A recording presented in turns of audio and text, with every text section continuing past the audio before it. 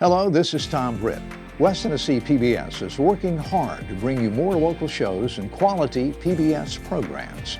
And they need your financial help because they don't run commercials, they rely on your support.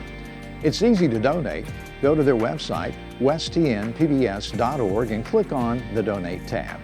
Your donations to Channel 11 stay local and help WLJT-TV continue their mission to be as local as possible. Everybody has enjoyed the presentation that we saw today, and we thank the producer, the director, and everything about this film for being with us today. Let's give them another round of applause. That was such an interesting film, sir, and I really do appreciate you being here with us, and so that we can commiserate with you. And I thank the audience for being here as well to look at this pressing and needed and timely film that we saw. This time we're going to discuss what we've seen. We're not going to be long, but we're going to do a good job with this panel that we have. And before we start, let me begin here and ask each panelist to please introduce themselves. My name is Edith White. I'm from Haywood County. My name is James Bonds, and I travel a long distance. I'm from Ripley. Those of you that don't know Ripley, Ripley is the tomato capital of the world. Good afternoon. My name is Roderick Curry. I am from Stanton, Tennessee, and it's a pleasure for me to be here. Thank you. My name is Billy Hill, and I'm from Jackson, Tennessee, and it's a pleasure to be here. Good afternoon. My name is Linda Giles Sanders, and I'm from Brownsville, Tennessee. Let's give our panelists a hand. You know, panelists, in looking at that film, first of all, let me say this. I'm 74 years old, and I'm sure that I'm one of the oldest persons in this building, if not the oldest. You got me a few years. Yeah. Junior. At any rate, I lived through all that. I graduated from high school in 1968. The first time I was ever with a white student in class with me was when I went to college at Lambeth College here in 1968, the fall of 68 when I went. All during high school, black college, all during black high school, all during elementary school, black, everything was black until I went to college. Now, I noticed a lot of these things that happened there because when I was a little boy, and this is what your film really brings out, the perniciousness and the fury of black suppression and segregation and Jim Crow laws. Those laws made white people feel superior, but it also made black people feel inferior. When I was a little boy, I prayed to God to make me white because white people had everything. You go to the fair, they had the best fair. They went to the movies, they sat down here. You couldn't go swimming anywhere. You couldn't go bowling. Couldn't go to the library. It was so cruel living through that time. And to see this production that's come before us today, it really is something for us to just really think about. So I would just ask the panelists, when you saw the film, what emotional aspect of it all did you feel inside? What did it do for you emotionally, if anything? Anybody? Richard, I was the first graduating class of JCM. It brought back some bad memories for me because I was not satisfied with having to interrupt my senior year to consolidated schools. It was a very difficult year for me. They didn't want to be there, we didn't either. And I got to a point where I went into seclusion. I didn't talk to nobody because all my friends was cross campus when they separated us. And just seeing how they treated us back then, and to see this film, it's just, because it's something they don't talk about. We never had a prom together. We never, even today, we just celebrate, the blacks just celebrated 54 years. And still, the two races have never gotten together for a class reunion. When you went to Jackson High School, you could have gone to Mary High, and you chose Jackson Junior. You had to go. I had to go. You had to go. Yeah. And that separated you from your friend. Yeah, it did. Because most of my friends, see, they built the bridge over the Royal, and some of the classes were at Mary High, and some were at Jackson High. So the only time I would see my friends is when I had to go to Mary High to have my classes, and they were transferred across the campus to Jackson High. Okay. So it was miserable. And which others of you went to an integrated high school, graduated from an integrated high school, is my question. All right, so when you first merged, the first day you went to that integrated school, how did you feel? Anybody? How did you feel when you went for the first time? Very, very scared. Because when I was 13 years old and going to a school that I had never knew anything about, except I had 4 older siblings who had gone the year before, who were with the first year of integration. I was with the second year of integration. So it was very, very scary, and it was heartbreaking also because for me, that first year of integration meant that it had closed the junior high school that was in our area. From our community school of two-room school, then we could go to Douglas Junior High, which we could go to for our 9th and 10th grade, which that was my ultimate goal, was to go to Douglas. So I lost out on that opportunity because I had heard my sisters talk about Douglas and all the things that they did, but their senior year, they didn't talk favorably about anything. You know, it was always hardships. So for me to go, you know, young girl, never been anywhere much other than, you know, our little community school and church, it was very different, very scary, very hard. How were you treated by other white students? I'll say 99.9% of them was not favorable.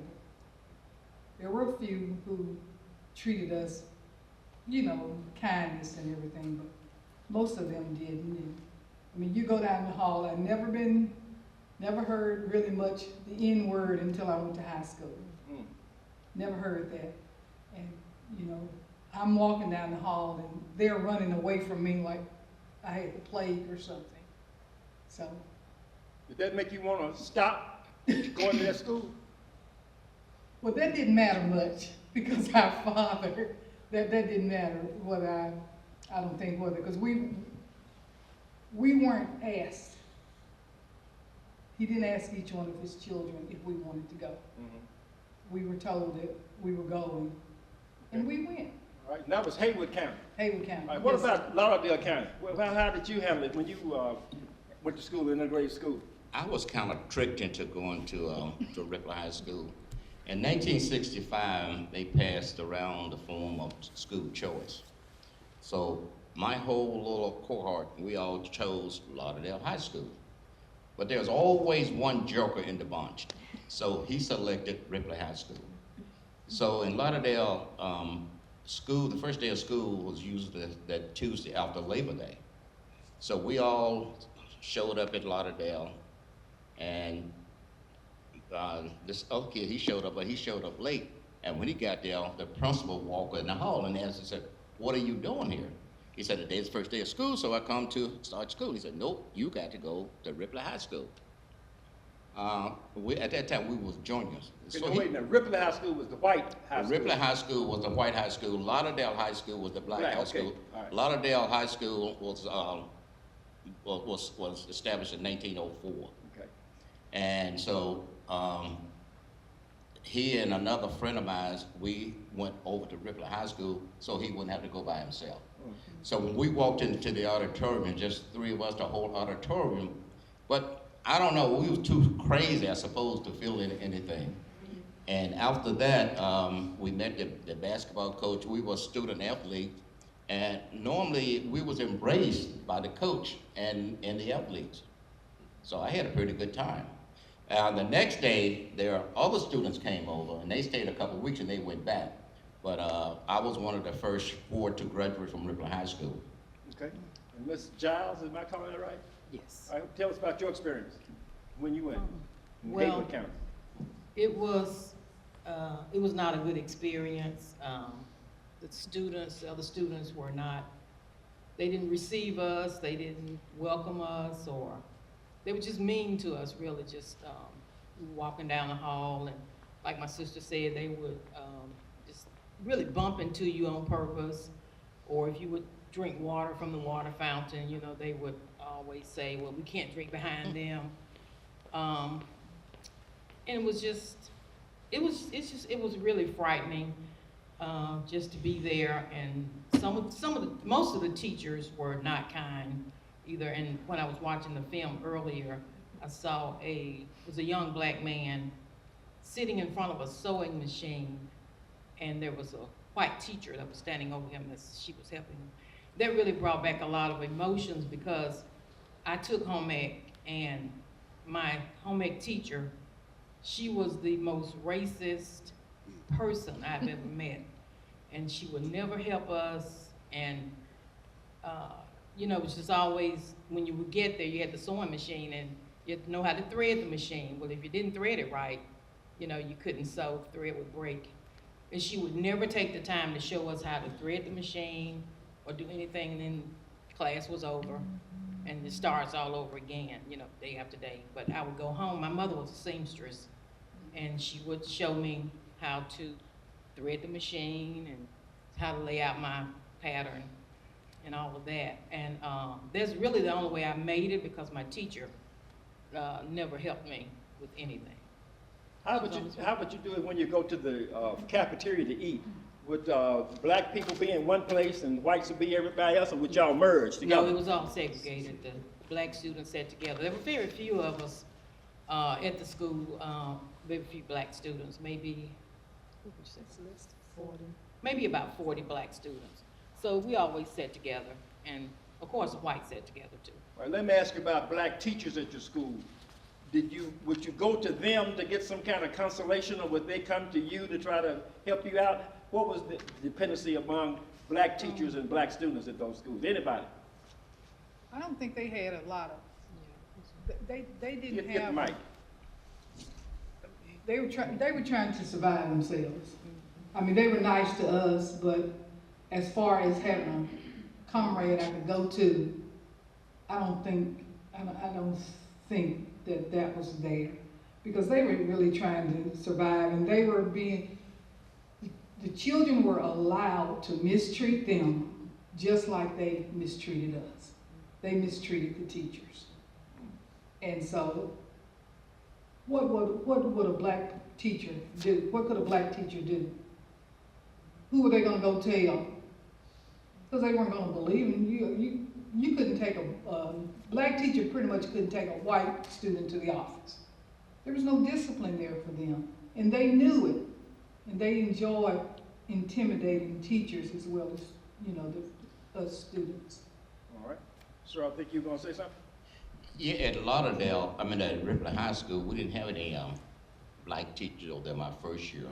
My senior year, we had two that came over, and one of them was a business teacher, and they put me in her class, and she taught me how to type. Now, if I had stayed at Lauderdale High School, I would have never taken typing. But because she taught me how to type, I built a career on what she taught me. So that I was a benefactor for her being over there. Yes. I can identify with the school district in Leland. I had an opportunity to teach school in Como, Mississippi at the North Panola Consolidated School District, and a lot of the things that was depicted on the movie, I experienced there in the Consolidated School District, and I thought it was an outstanding film and depiction. I really do appreciate that. And but to get to the question about when I attended Hayward High School, it was integrated, I looked at it as being challenging by itself, because I felt like that I was as equal as anybody else, and that I could do what any other particular student would do, regardless of what color they may have been. And also the teachers, they're just thinking back, I had Mr. Giles, he was one of the teachers that I knew, and our teacher was highly qualified. And so I went in with a positive attitude, like I've continued to do throughout my life. And it was challenges there, it was some biases there, but I continued to do what I know I could do, what my parents had taught me to do.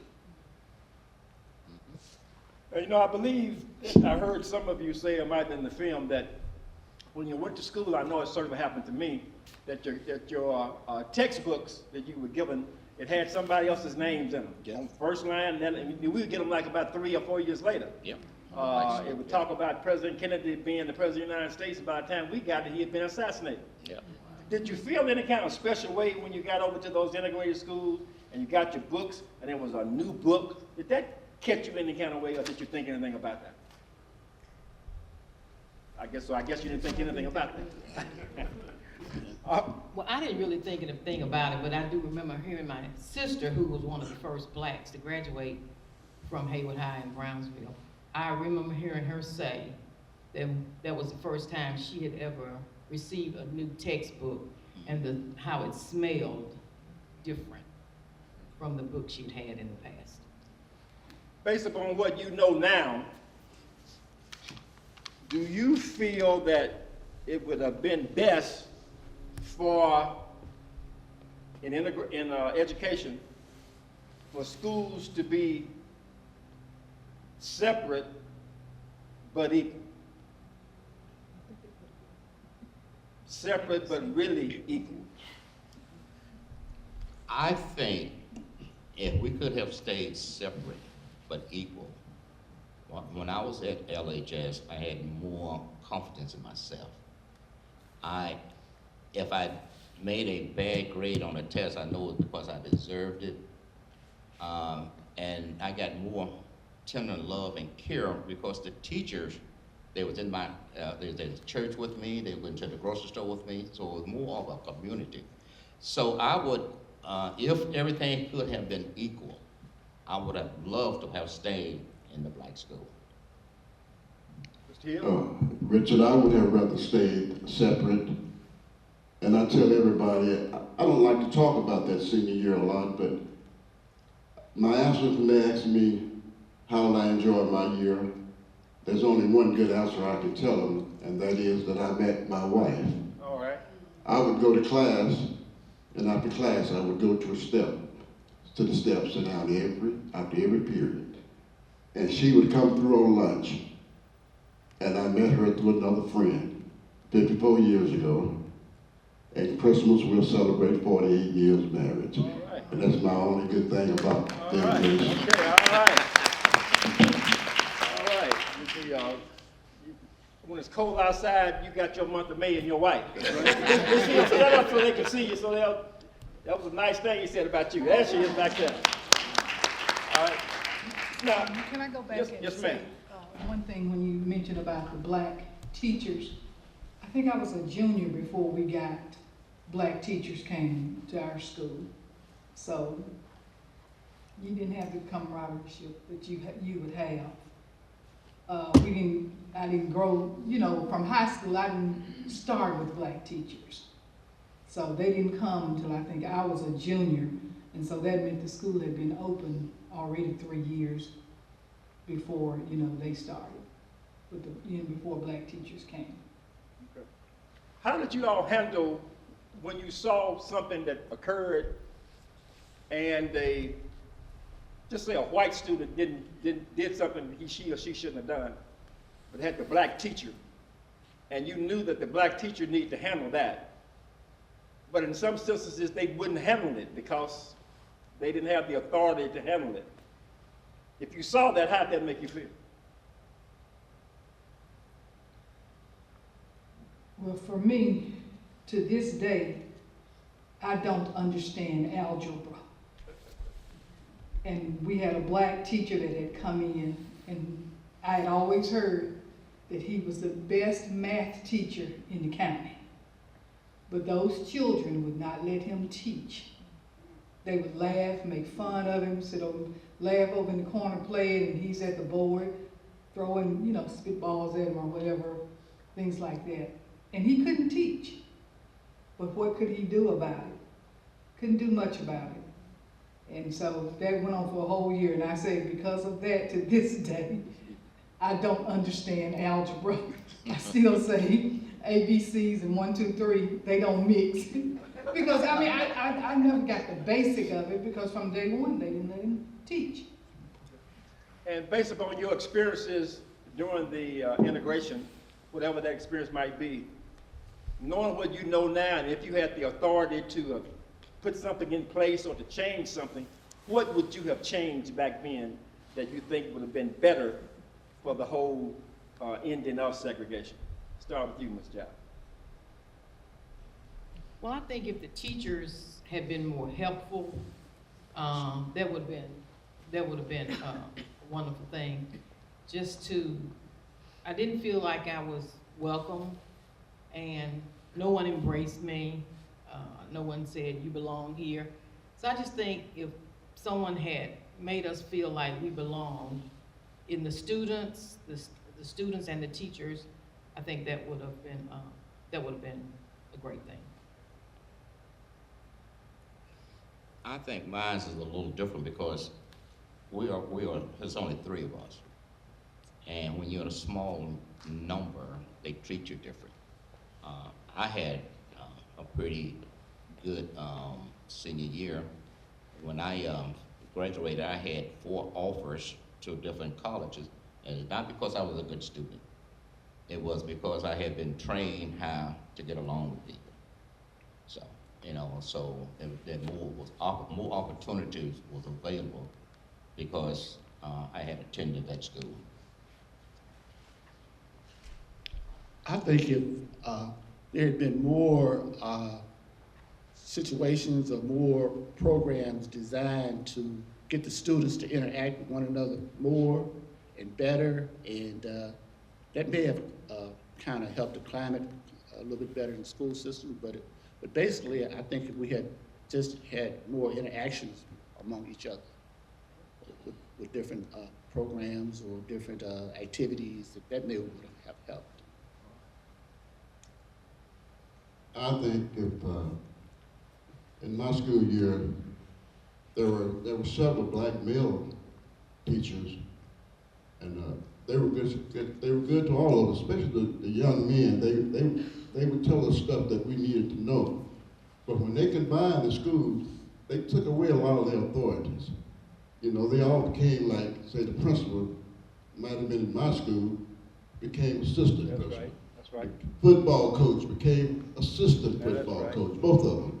And that left us with bad attitudes about how they were doing this. Yeah. I think that they just been taught that way. Mm-hmm. And I think before they could have compassion for us, they had to be untaught. They were taught that way. And that's why they treated us that way. And even though I think they knew that it was wrong, but they couldn't go against their culture and their beliefs. And I think that's why the students and the teachers, treated us the way that they did. And in keeping what Mr. Hill said, during the time of the Civil Rights Movement, the goal was integration. Integration, everybody get together and integrate. But from what my vantage point in seeing that is that to white people, integration meant assimilation. It didn't mean you get together and just do things together. It meant that you come into our culture and you accept what we do. So that goes back to what Mr. Hill said. We had finest coaches over at Mary High School there. Had the finest principals there. Alec Moore was a fine principal there, but he went over to Jackson High School, became the assistant principal. You had Professor White and Terry Oman Arena.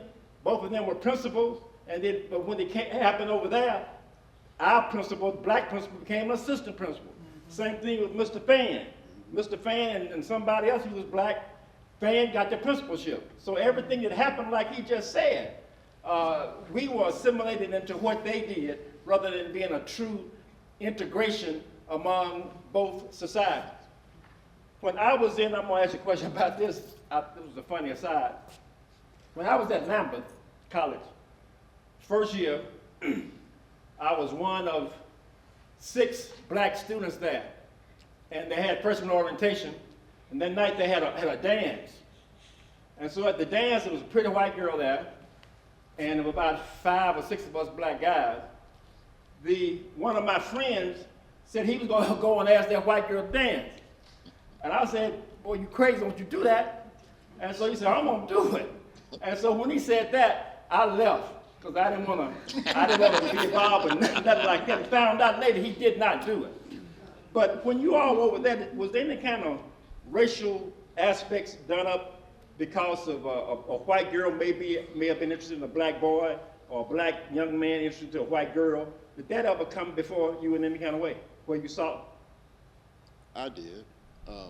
Get the mic. I tell you, my wife and I talk about it all the time. The only friend that I had was a Jewish white girl.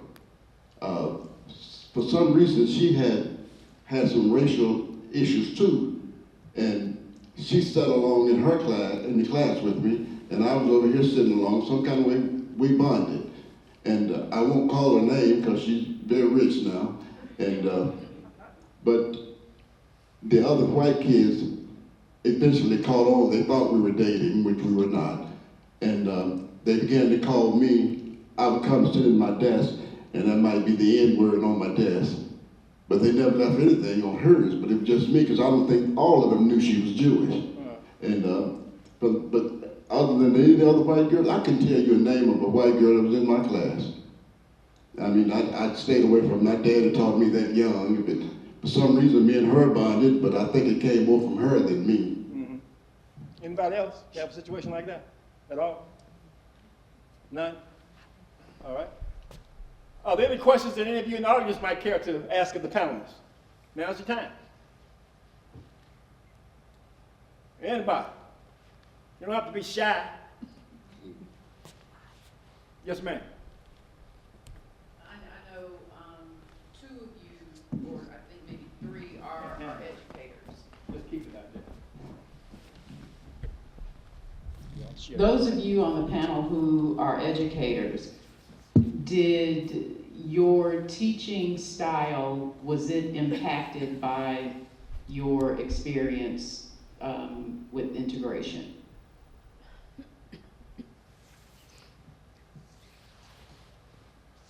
Well, me personally, as I look at it as an educator, I want to look at what can we do now. I know, as Mr. Blackman said about the school vouchers, and that's going to change the whole concept of education in the future, but where do we go from here? What can we do? And my concept is to try to find ways to combat school vouchers and make the whole school system better the way it is now.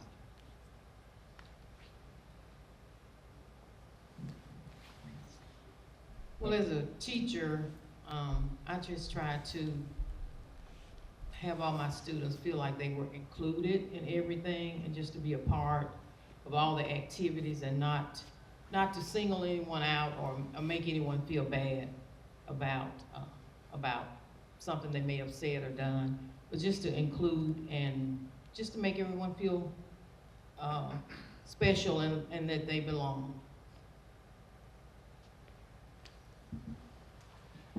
I believe you said that you were an athlete, which is why you went to Ripley. Is that correct? No. What did he say? Were you an athlete? Yes, yes. Would you say, for all of you, that athletes got preferential treatment regardless from which race to benefit the school? I would agree with that, yes. Yes, I would agree with that. They included us. We ate with them at lunch. We ate steaks and all that good stuff. We improved the team, which improved the school. Yeah, we did get preferential treatment, yes. Yes, I have a question. I'm probably directing this question to Dr. Curry only because I have the yearbook. And my question is, I think, your 1973 yearbook from Haywood High School. Yes. And in that yearbook, I noticed there is, I'm most likely to see white, I'm most likely to see black, I'm most athletic white, I'm most athletic black, all those different categories. And my question is, what was the dynamics inside of the school that figured out how to select those people? How did that happen? What were the dynamics that made that happen that way? I think we had a class presidents and officers, and basically they got together and then they selected based on those parameters. I always wondered about that myself. But that was a very good question, and we always had a white most likely to succeed, a black most likely to succeed. But I think that was just a way to get the schools integrated and making everyone feel more comfortable together at the particular time and circumstances that was going on at that particular time. I mean, I guess I was wondering, did they say to the white kids, you select your superlatives, and black kids, you select yours? I mean, that just... I don't think they did that. I think that when we had the class officers, they would get together and then they would determine who would be selected. So what, it wasn't an election by the student body? No, it was not. Who did the selecting? The officers of the classes. Oh, and everybody just accepted it. Anybody else? Well, I was going to ask that excuse me, one thing that's interesting to me, going back and looking at all this, has been to realize that I think one thing that happened in a lot of places, sounds like it fits with your stories, and thank you for your stories, by the way. I'm always amazed when I hear anybody talk about that period of time and these experiences, and just what cinematically good, bad, or just such dramatic human stories that people went through in this period of time. It's really amazing. But I think one of the big things that happened was that the definition of success changed. And where in the beginning, like Dr. King's definition of success was going to be some sort of integration, to lay the foundation of a multiracial society somehow, and that having kids grow up together would be the backbone of that. But then after all of the big events of the 60s, including his assassination and the violence at some of the early places of integration, that the definition changed to how do we comply with federal law? How do we get the courts off our backs and not have violence? Essentially, just keep the peace. And so the definition of success became not does everybody come together, but did we comply with the law and there was no violence, there was no disturbance that came with it. And certainly that was the case in my town, of where it was a success. Successful integration just meant that the law had been complied with, but nobody got hurt. There wasn't a big fight. There wasn't a riot. The white supremacists didn't show up, and the fact that the integration never quite happened, but it just sort of faded off. That was no longer what it was about. But that takes me a little bit, and also I think that's where the having black and white homecoming queens and all those things was sort of a part of that. Let's find a way that we'll still always going to be the white high school's mascot that everybody has to come under, all that sort of stuff. But we'll keep the peace by avoiding that, that one or the other has to be picked. But in terms of the today, what you guys think about today, I do wonder if we've sort of stumbled into the integrated society we have today. We have a it's actually still pretty remarkable how integrated American society has become, even with all these struggles. But it's been a kind of stumbling thing forward, and I wonder, I just wonder about the future too, and if we'd had segregated but genuinely equal for a longer period of time. A lot of people today have nostalgia for that idea, I think, but I just wonder where would that bring us, is there a way that we become a a fully, authentically integrated society? What do you think? Panelists?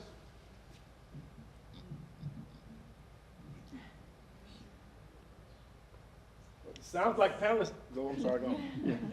Well, I think that's what God intended for us to do, to be unified as a people, even in education. And so we're going to have to somehow put God back into our school systems as far as the way it should be, as far as everyone getting along, educational programs, being equal regardless if we use school vouchers or whatever, but it need to be unified as I perceive what God wants us to do. You know, Supreme Court said back in 1954, when they were talking about separate but equal, they said there's no such thing as separate or equal, because separate means that it's inherently unequal. So we won't go back to that. That won't work, and I would be against that totally. I can understand the sentiments that are involved. You know, it seems as though you may have, you got a better education, you had people that nourished you, those kinds of things. But separate and equal just won't work. And so I don't know where we'll go. I know that by this, even though we've had all the problems that we've had, I think we are a better society today because of the push back on segregation. And I'll go all the way with that. So based upon all of that, we'll just have to see where we go in the future. And this is a question that I want to ask to my white counterparts who are here. And as I said, I know I'm 74, so you're not as old as me. But what I've always wondered, that during this period of time of the social upheaval, civil rights struggle, what were your parents and your grandparents telling you at home about the civil rights struggle, about black people? Just what were they saying? What were they telling you? I can imagine, and I don't mean this to be an affront, but some of your parents or grandparents or great-grandparents were racist. That they were. It was just that time. But what were they saying to you about us and about the struggle? Would anybody share that while we're here right now? Yes, ma'am. Well, Get the mic. one set of my grandparents died really young, but my Mississippi grandparents never talked about it. But I know they were extremely racist. My parents were not, and they were very religious people. And I remember as a young child, there was a woman who went to our church who was black that didn't have a car, and we used to go pick her up every Sabbath and take her to church with us. And I remember my parents talking to us about her and saying, that because we had moved from Massachusetts to Mississippi, and so they made, I think, a concerted effort to not let us fall into that society of, being racist against black people. So they talked to us about her and about how she was just like us and we should love everybody and all those things. But growing up down there in South Mississippi, you definitely saw racism everywhere. And I remember in elementary school, this kid, his name was Chester Gowdy, and me and him became really good friends, like from 2nd grade on. And I remember in 5th grade, he asked me to be his girlfriend. And I loved Chester, like we were buddies. But I said no, because I knew somewhere back in there that it was a no-no. And I got to see him this year at my 40th class reunion and hug his neck, and it was so wonderful. But yeah, it was always there, just under the surface, even though my parents taught us differently. But my grandparents never talked about it, but they were seriously racist. Okay. Anybody else care to share? You don't have to. Well, I'll share on anything. I'll say it real fast. Like I said earlier, my parents were both breakaways from the farm on both sides, and they grew up 100 miles apart. My mother's parents were racist, but they were sort of and everybody in that generation, and most of my mother's siblings, at least like as of early adulthood, we're all kind of standard white races, not out of their minds, white races, not looking for violence, kinds of people, but they were as fundamentally racist as you would expect, basically. And use the N-word all the time, some of my uncles more than others. My mom's father, who for me was the absolute definition of manhood. He was, as a boy, I viewed him as the embodiment of who I was supposed to be in every way. But he was very racist. Now, at the same time, he also showed great kindness. I mean, they didn't have any money or have anything, but there was a black couple that lived on a piece of land that they rented right next to my grandparents.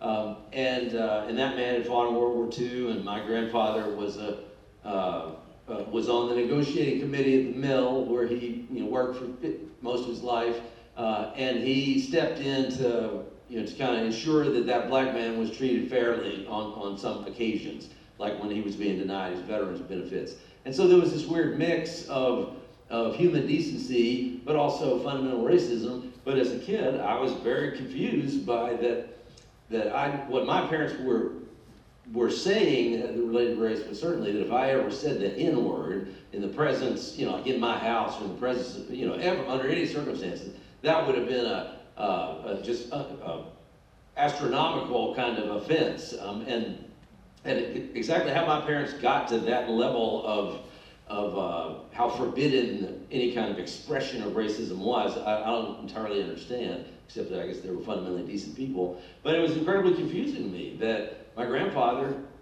represented all these values that were so important to me, but would use the N-word, and finally at some point I had to ask my mom about it, and then he would always get he's a man of his time, that would be that thing. But then on my father's side, they were just all hysterically racist, and the man of, the people of their time explanation had to be really stretched. But on that side, there were people who were violent, and or certainly given the opportunity would have been violent, and they were hostile to the changes that my parents went through, and the way they were raising their children.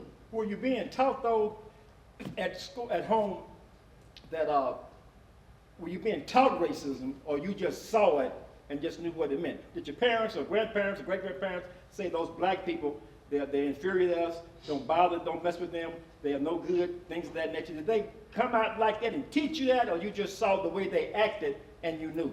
Well, the latter. My parents were teaching, don't you dare be like that in any way. Don't you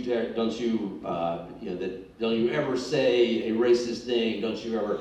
Now, they probably, in hindsight, they didn't talk as much about that. They didn't teach anti-racism probably as much as they should have. It should have been even more explicit. But once they had made this change, and where my mom talks about it in the film, it dawned on her when she was presented with the prejudices against these Native American kids up in North Carolina. That's when it hit her that, well, wait a minute, that doesn't make any sense, and so it doesn't make any sense the way that I've been taught to treat black people, or the way that black people get treated. And that was the beginning of their transformation. But by the time I'm coming along, my brothers, it was absolutely explicitly forbidden that we would ever say anything. But meanwhile, my more distant relatives are still acting racist, but it basically was, we just don't talk about that. We don't talk about that contradiction, there's nothing we can do about what your cousins or your aunts and uncles, how they talk, but you can't talk that way, ever. All right. Before we close, I give the panelists the opportunity to... I have a comment, sir. I'm sorry, excuse me. Where is that? We don't need to forget that there... Wait for the mic then. Okay. Hello. We don't need to forget that currently there is still racism. I'm a pretty smart black woman, and I retired out of state government, and I would have clients to come into my office and they would say, you're smart, but you're still black. I said, yeah. I said, then sometimes I'd have a little smart ASS attitude, and I would say, yeah, but I'm on this side of the desk, and you're on that side of the desk. All right. And so sometimes I think, yeah, we're educated, and that's great, wonderful, proud of it. But to some, that doesn't mean anything. Because I've been called the N-word. Yeah, you just a smart ASS NIGGA. And I said, well, if that's the way you see it, but you had to come to this smart ASS NIGGA's office. Now, what we gonna do? And then there were some that would come back and apologize. They were like, well, we hadn't ever had any conversations with a black woman. We just, we had been told all of this, that they're this, and this. And they're like, but you're a good one. And see, I've heard that a lot in my life. Yeah. You're a good one, And I said, well, I think you need to be re-educated. And I said, if I had enough time, I would get started on you, but I don't have enough time right now. But we just still need to know that there is this systemic racism, and a lot of it is done on paper now, where we can be gotten with on paper, with credit, with different things. So it's still there. I just want to reiterate, it's still there. Thank you very much. And last words from the panelists. Let's get the mic in their last words, comments. I just want to comment on something Mr. Ashworth had mentioned about the two separate, like superlatives, one black group and one white. And that went on for a long time at Hayward High, for many years. And when I graduated in 1971, I was the first class that was consolidated from Carver High School and Hayward High School. Carver High School, the black school. And our class president had to be white. I believe I had it right. And the vice president was black, and so on.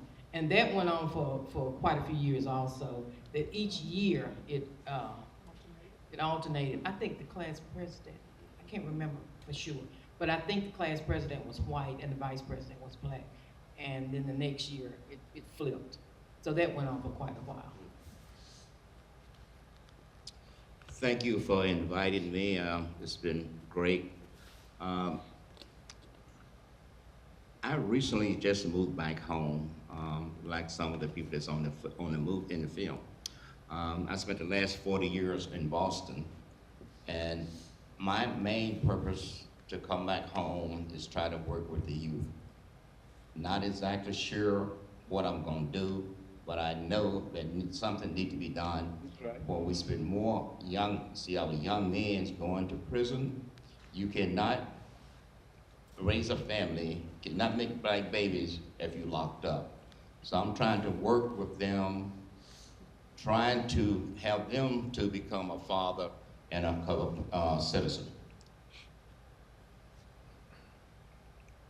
Thank you, Mr. Blackman, for that film. It was very enlightening to me, and as president of the Pilgrims Rest Community Center, I'm gonna show that film to the community.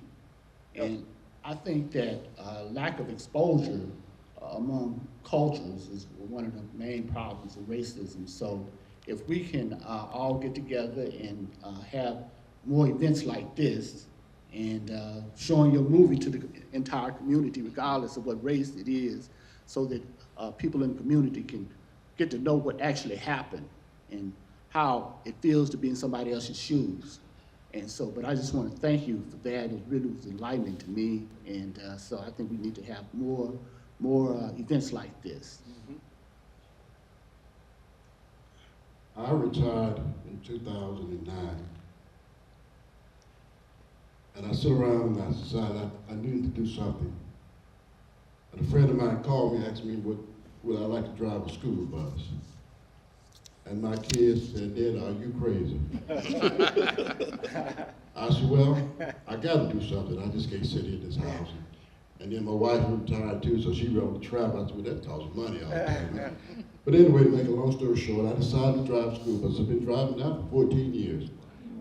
And every year, my goal is that I'm gonna make a difference in one of these children's lives. Yeah, yeah. And when I see it, it is the joy of my year.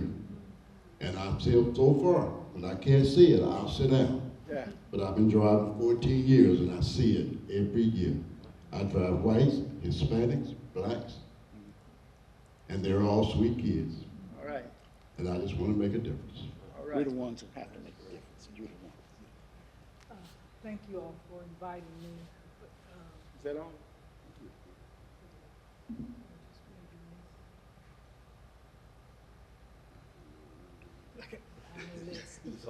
But I retired in 2021, 47 years in public education. In the last, probably the last 12 or 13 of those years I was in administration. And I have seen a lot of things come and a lot of things go. But for events like this, the one thing that bothers me is the number of young people who come to events like this to see. Because I always say young people think it's been like this always. This is the way they're living, their lifestyle, that's all they know. And I'm always glad to see young people at events like this where they can learn, you know, how it was, and then I think they'll be able to appreciate it more, their lifestyle. But I just think, you know, for some way for us is to, when we have events like this, is to try to encourage our young people to come so they'll see and know and learn from this. That's right. Let's give the panel a hand, please. The program you've been watching was made possible through the generous financial support of West Tennessee PBS viewers like you. Please visit westtnpbs.org and make a donation today so that we can continue to make local programs like this possible. Thank you.